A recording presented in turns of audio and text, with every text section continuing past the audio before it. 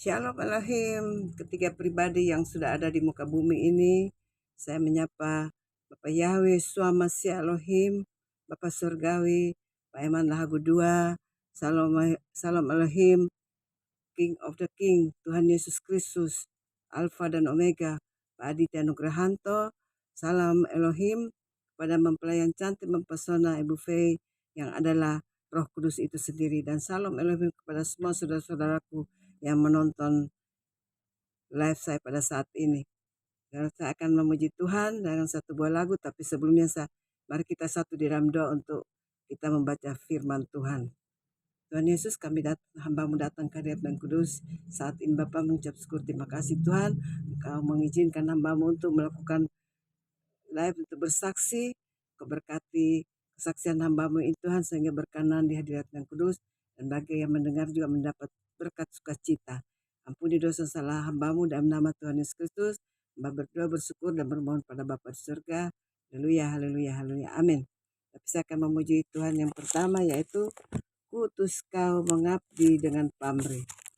Kuutus kau mengabdi tanpa pamrih, berkarya terus dengan hati teguh, meski dihina dan menanggung duka. Kuutus kau mengabdi padaku, kuutus kau mengabdi tanpa pamrih, berkarya terus dengan hati teguh, meski dihina dan menanggung duka. Kuutus kau mengabdi padaku. Kita menyanyi pujian berikutnya, itu dengan judul Di Jalan Hidup yang Lebar Sempit. Di jalan hidup yang lebar sempit, orang sedih mengerang. Tolong mereka yang dalam gelap, bawalah sinar terang. Pakailah aku jalan berkat-Mu, memancarkan cahaya-Mu.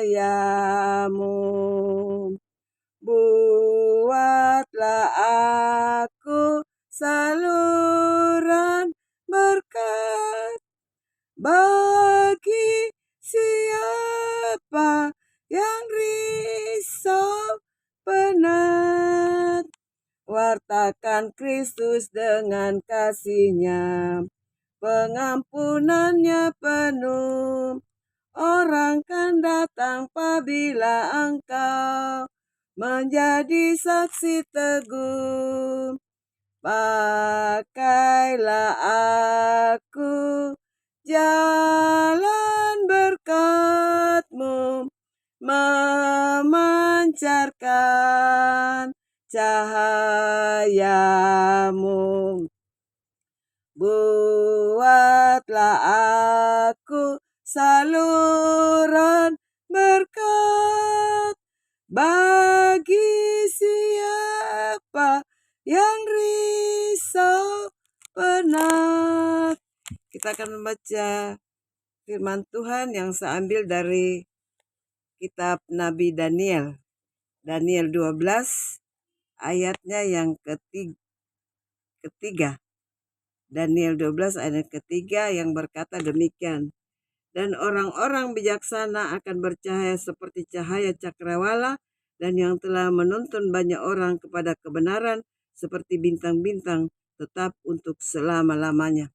Demikian pembacaan firman Tuhan di pagi saat ini. Terpujilah Tuhan Yesus Kristus. Haleluya, amin. Bapak Ibu, di sini dikatakan orang-orang bijak akan bercahaya ya. Orang-orang bijak yaitu orang-orang yang dipilih Tuhan saat ini di akhir zaman ini. Ada yang dikatakan oleh Pangeran Ilahi Tuhan Yesus Kristus bahwa manusia-manusia cahaya, pengikut-pengikut Tuhan yang mengakui bahwa Dia sudah ada di dunia ini, ketiga pribadi sudah ada bersama-sama dengan kita anak-anaknya, makanya kita juga sudah ikut bercahaya karena Tuhan itu adalah sumber cahaya. Tuhan itu sumber cahaya, Tuhan itu roh. Jadi kita tidak bisa melihat dengan Dia dengan secara roh ya. Kalau kita melihat Tuhan secara roh, kita akan hangus terbakar. Makanya Tuhan turun ke dunia berinkarnasi masuk ke dalam tubuh manusia. Seperti terjadi 2000 tahun lalu ya, banyak saudara-saudaraku yang tidak percaya saat ini bahwa Tuhan Yesus sudah ada di dunia ini memakai tubuh seorang anak muda, yaitu Pak Aditya Nugrahanto dengan kode name Aditya A, Alpha, dan Nugrahanto O, Omega. Dan kita saat ini sudah berada di zaman Omega, zaman kerajaan 1000 tahun, zaman Taman Eden. Itu karena Tuhan sudah ada bersama-sama dengan kita di dunia ini. Ketiga pribadi, Bapa, Anak, dan Roh Kudus, mereka adalah satu, Tritunggal. Jadi Bapak Ibu, ya bagi mereka-mereka yang tidak mau percaya bahwa Tuhan sudah ada di dunia, Tuhan itu adalah sumber cahaya. Makanya kami anak-anaknya sudah bercahaya semuanya. Dikatakan Tuhan Yesus, Pangeran Ilahi, Pak Aditya Nugrahanto, manusia-manusia cahaya akan dicari oleh umat manusia nanti. Akan dicari. Nah sekarang sudah mulai banyak ya. Mulai banyak yang mencari-cari manusia-manusia cahaya. Kayak di channel-channel kami, kalau kami ibadah sudah banyak orang-orang baru yang ikut berkomen-komen dengan kami yang selama ini kami tidak mengenal mereka. Mereka sudah ada bersama-sama dengan kami walaupun hanya menyapa-menyapa begitu, tapi puji Tuhan mereka mulai sadar bahwa Tuhan itu sudah ada di muka bumi ini, bukan bohong. Kami tidak bohong karena tidak ada Tuhan mengajarkan kepada anak-anaknya untuk kita berbohong bahwa manusia cahaya ada yang sudah dikobar-kobarkan oleh mempelai itu yang ada sumber yang sebagai background kami. Mempelai bercahaya berarti kami semua bercahaya, bukan kami bohong. Kami bercahaya karena Tuhan itu sumber cahaya. Dia adalah sumber cahaya. Dia itu lebih bercahaya daripada matahari ya Bapak Ibu. Yang dikatakan kita mau menunggu Tuhan di awan-awan, itu hanya di alam roh. Karena firman Tuhan ditulis secara roh, bukan secara nyata. Hanya Tuhan memakai nabi-nabinya, rasul-rasulnya untuk menulis dalam kitab ini, yaitu firman Tuhan, yaitu yang kita kenal Injil, Alkitab yang kita kenal bersama ya. Bapak Ibu yang kekasih di dalam Tuhan Yesus Kristus, banyak orang mengatakan mau ingin ketemu dengan Tuhan Yesus, mau ingin supaya mimpi bertemu dengan Tuhan atau mau bertemu dengan Pak Aditya Nugrahanto. Itu bagi orang-orang yang yang memang selama ini belum mengenal Tuhan dengan benar ya. Tapi bagi saya pribadi mengenal Tuhan bukan baru sekarang. Dari sejak saya mulai mengenal Tuhan, saya mulai bertobat menjadi hamba Tuhan, bekerja di pekerjaan Tuhan. Selama ini saya sudah mengenal Tuhan yang benar, tapi saya belum melihat secara fisik, secara Zoom, secara tatap muka. Tapi sekarang, dulu saya tidak mengenal Tuhan belum melihat secara muka, tapi saya mengenal Tuhan secara pribadi. Saya melalui apa? Melalui firman ini. Karena firman ini adalah Tuhan sendiri. Kita membaca firman ini berarti kita berbicara dengan Tuhan. Tuhan berbicara dengan kita melalui firman-Nya ini Bapak Ibu. Jangan bilang mau mimpi supaya ketemu dengan Tuhan. Bagi saya tidak. Bagi saya sudah dari dulu bertemu dengan Tuhan melalui apa? Melalui firman-Nya ini. Saya baca firman Tuhan berarti saya ketemu dengan Tuhan. Bagi saya pribadi, saya tidak tahu bagi saudara-saudaraku yang ada di luar sana. Bagi saya pribadi bukan baru sekarang saya kenal Tuhan, dari dulu. Dari saya melayani 30 tahun lalu saya sudah mengenal Tuhan. Melalui apa? Melalui firman-Nya.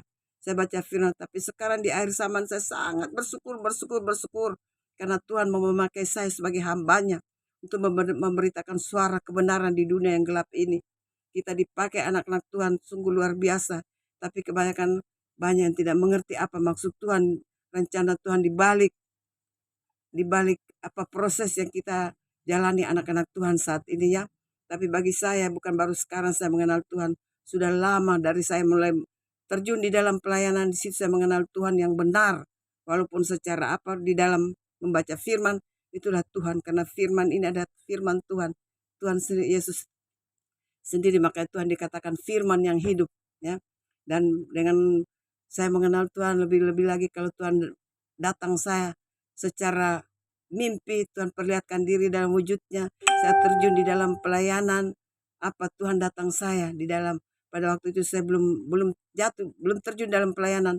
Tuhan sendiri datang kepada saya secara nyata. Dia perlihatkan dirinya kepada saya waktu itu ya. Saya di subuh hari saya bangun, Tuhan datang ke saya memperlihatkan jari tangannya yang berlubang paku. Di situ saya terpaku. Saya terpaku, saya masih heran. Saya dalam hati saya berbicara, saya katakan, setahu saya yang berlubang paku hanya Tuhan Yesus. Itu saya berbicara dalam hati ya di pagi itu. Terus saya sudah berbicara begitu, dalam kaki Tuhan dia masukkan di pintu rumah saya, kaki lagi masuk. Sama ada lubang paku di kaki. Terus saya berlutut, saya menangis, saya bilang, Tuhan ampuni saya, Tuhan ampuni saya orang yang berdosa ini. Akhirnya Tuhan perlihatkan wujudnya. Tuhan perlihatkan wujudnya kepada saya. Begitu saya angkat muka, saya lihat sampai sedalam hati saya katakan pada waktu itu ya, belum ada saya lihat manusia segagah ini, seganteng begini. Tuhan itu mukanya bersih, bercahaya, berkilau. Dia memakai baju putih panjang dengan berkilau-kilau dengan selendang warna biru langit. Dia memakai itu. Terus rambut waktu itu yang Tuhan perlihatkan sama saya, rambutnya sebahu, gelombang. Terus dia lihat sama saya, dia senyum. Saya cuma begitu, saya terpana, saya lihat, aduh, belum pernah saya lihat manusia segagah begini. Dengan mukanya bercahaya. Itu Tuhan lihat sama saya, dia senyum. Saya hanya minta ampun dosa saya. Kalau saya minta ampun Tuhan, minta ampun. Tuhan hanya angkat saya, yang berlutut, Tuhan angkat saya, dia angkat saya. Terus saya menatap, saya hanya berdiri. Diri itu sebatas pinggangnya Tuhan. Karena Tuhan itu tinggi, saya lihat. Ya, tinggi. Saya sebatas pinggang, diangkat saya. Di situ ya, waktu saya tersadar bangun kaget, saya rasa seperti ada barang berharga saya yang hilang. Selama ini saya temukan. Saya temukan pada waktu itu, aduh saya suka cita. Di subuh hari itu saya memuji Tuhan, saya menyanyi. Karena rasa senangnya, itu Tuhan datang pada saya dalam penglihatan itu pertama. Tuhan datang dalam penglihatan saya. Terus kedua, sesudah itu saya duduk, saya berdoa, saya bilang, Tuhan, kalau memang Tuhan memakai hamba-Mu ini Tuhan, walaupun saya masih muda, waktu itu Oma berumur 30 tahun ya, walaupun saya masih muda, saya ibaratkan kepada Nabi Yeremia mengatakan, kalau Engkau sudah memilih aku di dalam kandungan ibuku, itulah barangkali Engkau memilih hamba-Mu ini untuk menjadi alat tangan. Hamba bersedia Bapa untuk melakukan tugas-tugas pelayanan-Mu. Ya di situ mulai Oma terjun di dalam pelayanan selama 30 tahun, nanti berakhir pelayanan di tahun 2022 sesudah COVID. Di situ semakin dekat saya dengan Tuhan, apalagi kita sudah bertatap muka dengan pribadi, dengan pangeran, dengan mempelai, dengan Bapak Yahweh. Aduh lebih suka. Jadi walaupun orang berkuar-kuar bilang mau ketemu mimpi Tuhan, saya tidak pernah bilang mau ketemu mimpi, Tuhan sendiri datang kepada saya. Itu pertama. Dan kedua, waktu tahun 2010 Tuhan menampakkan dirinya pada saya. Saya lihat saya berdiri di bawah sebuah pohon yang rindang sekali. Pokoknya pohon ini rindang, cahaya pun tidak tembus. Saya berdiri bertiga dengan saudara saya, kakak, adik saya, kami bertiga di bawah pohon itu. Terus saya lihat ada cahaya dari langit ya. Cahaya dari langit menyoroti kami bertiga ya. Terus saya angkat muka, saya itu ada cahaya menyinari kita bertiga. Terus kita menghindar, kita takut karena lihat itu cahaya dari langit ya. Kita takut, saya dengan saudara saya menghindar, tapi cahaya ini tetap mengejar saya. Di mana saya sembunyi, di situ dia kejar saya. Terus saya lihat ke langit, begitu saya lihat langit terbuka, saya lihat ada tiga orang di langit itu sedang menunjuk-nunjuk ke saya. Itu dia. Terus saya lihat yang di langit itu kayak tiga orang memakai sorban, tiga orang. Terus saya pernah bersaksi itu beberapa tahun lalu. Saya katakan kepada mempelai, saya lihat mempelai katakan, Oma itu adalah Tuhan Yesus, Elia dan Musa. Itu Oma. Nah, Oma mau dipakai itu. Akhirnya saya terus katakan, aduh apa saya mau mati ini. Karena 10 tahun kemudian ternyata terjadi ini 2020. Tuhan lain lagi, Tuhan memakai saya pada waktu itu 2020. Kita sudah tidak bisa bergereja, dikucilkan dari gereja karena tidak menerima tanda itu ya 2021. Oma dikucilkan, Oma tidak peduli, malah saya doa pribadi di rumah. Perjamuan kudus saya doa pribadi itu belum bergabung, belum terbentuk pasukan 77 waktu itu ya. Oma tetap lakukan pelayanan Oma sendiri di rumah. Perjamuan sendiri karena saya yakin, saya percaya, saya lakukan ibadat Tuhan ada di tengah-tengah saya. Nah pada 2021 saya masih ingat waktu itu bulan Juli, sudah gencar-gencarnya orang harus menerima tanda itu. Tuhan memperlihatkan lagi dirinya kepada saya. Saya lihat Tuhan berdiri di atas laut dengan muka murung, dengan pakai baju putih yang selendangnya sudah kayak kayak apa ya, sudah tidak putih, sudah tidak bersih lagi. Terus Tuhan menatap ke saya, Tuhan marah, mata Tuhan marah. Jadi saya bertanya pada waktu itu, kenapa Tuhan Yesus? Tanya, siapa yang berdiri di tengah laut? Dan pinggir laut itu banyak orang sudah berdiri. Saya datang, siapa itu? Ada suara mengatakan seorang ibu, oh itu Tuhan Yesus. Akhirnya saya katakan, saya mau ke situ, ke Tuhan, Tuhan di tengah laut. Tapi karena saya tidak tahu berenang, saya jalan-jalan di dalam air, sudah sampai dada, saya kembali, saya bilang, saya tidak tahu berenang. Saya berdiri di pinggir pinggir laut, terus tidak lama saya lihat Tuhan berbalik. Tuhan berbalik, pas Tuhan mau melangkahkan kakinya injak di tanah, dia masih pandang pada saya dengan muka yang sedih sekali. Sampai saya katakan pada waktu itu, kenapa Tuhan Yesus mukanya begitu ya? Terus ini suara yang berbicara tadi bilang, Tuhan lagi marah. Saya bilang, dia marah kenapa? Tidak tahu. Akhirnya saya terkaget bangun ya Bapak Ibu.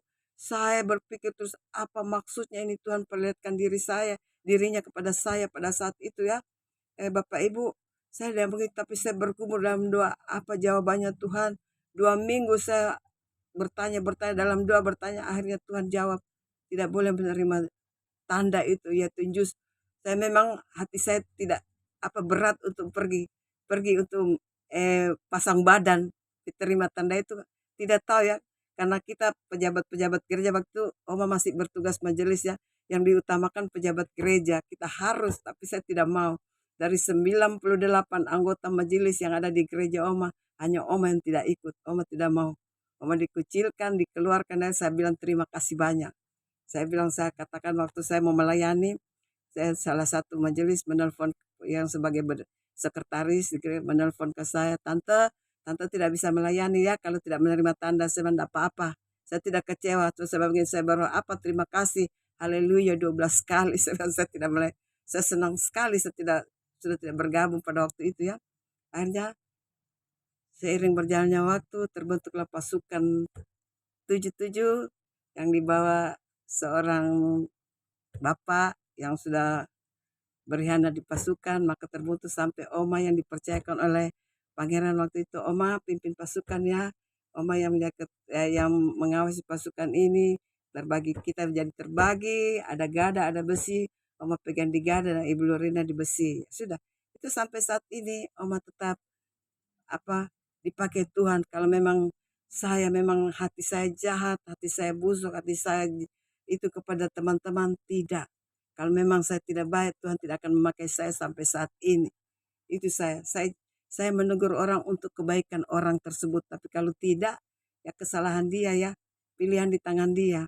Saya bukan menegur dia, saya benci dia karena saya tidak punya musuh di mana-mana. Karena waktu saya ditunjuk menjadi pangeran, katakan, Oma bimbing gak ada ya, Oma ya jangan ribut-ribut ya. Saya sampai katakan pada waktu pada dibalas WA-nya pangeran, saya katakan, Oma tidak suka bertengkar, Oma tidak punya musuh di mana-mana. Tidak ada. Anak sendiri saya tidak pernah marah sama anak saya, apalagi orang lain yang saya tidak kenal. Itu kesaksian hidup saya. Kita sudah bercahaya-cahaya sekarang karena Tuhan itu adalah sumber cahaya. Sekarang kita dicari oleh orang-orang untuk manusia-manusia cahaya. Ya, dengan saya memposting satu video saya masukkan di YouTube ya. Saya bersaksi saat ini saya masukkan di YouTube minggu lalu postingan saya, video saya itu saya ada sinar kemuliaan Tuhan yang berkedip-kedip. Saya juga sampai kaget Bapak Ibu. Video saya sudah ditonton sudah 500 lebih, sampai saya kaget karena di situ di komen di dalam channel saya, inilah video yang terpopuler pada minggu ini. Sampai saya kaget, sampai saya takut pada waktu itu ya, 3 hari lalu saya jadi takut. Aduh, ada apa saya ini sampai video saya begini. Akhirnya terus suara hati bilang, inilah manusia cahaya yang sudah dicari-cari oleh manusia-manusia saat ini. Ya, saya bersaksi kalau Bapak Ibu tidak percaya, buka channel saya dan lihat di YouTube channel saya, Lin Sophia 77 Sik. Itu ada situ, lihat. Saya juga kaget lihat sampai video saya begitu banyak yang nonton minggu lalu. Jadi semuanya itu berkat Tuhan, karena pangeran mengatakan manusia-manusia cahaya akan dicari oleh umat-umat. Gereja-gereja akan kosong karena mereka tinggalkan untuk mencari manusia-manusia cahaya. Ya, sekarang saya bersaksi dan kebetulan di channel kami Sudah banyak yang masuk, orang-orang baru, netizen-netizen baru yang selama ini tidak pernah ikut berkomen-komen dengan kami, sudah boleh banyak masuk. Bapak Ibu, yaitu berkat apa? Berkat kasih sayang Tuhan kepada kami, anak-anaknya, memakai kami, anak-anaknya, untuk menjadi saksi-saksi di dunia yang gelap ini, memberitakan suara kebenaran. Karena kami melanjutkan, Tuhan berkata, mempelai katakan ya, saya berkuar nanti masih ada yang membantu untuk berkuar-kuar, menyerukan suara kebenaran, bertobat, manusia bertobat. Karena murka Tuhan sudah turun saat ini, bukan bilang cuaca, bukan murka. Murka masih ada lebih jahat lagi, murka akan turun lagi ke depan ini. Makanya kita manusia bertobat sungguh-sungguh, berjaga-jaga, berdoa terus. Jangan sampai kita terjatuh. Demikianlah kesaksian saya pada saat ini. Sebelum menutup kesaksian, saya akan menyanyi dari sebuah pujiannya. Yesus menginginkan daku bersinar pada baginya. Yesus menginginkan daku bersinar baginya. Dimanapun ku berada, ku mengenangkannya. Bersinar, bersinar, itulah kehendak Yesus. Bersinar, bersinar, aku bersinar terus. Demikian renungan pendek saya dan kesaksian saya. Terima kasih. Salam Elohim, salam Elohim. Sampai kita jumpa kembali. Haleluya, haleluya, haleluya. Amin. Duh,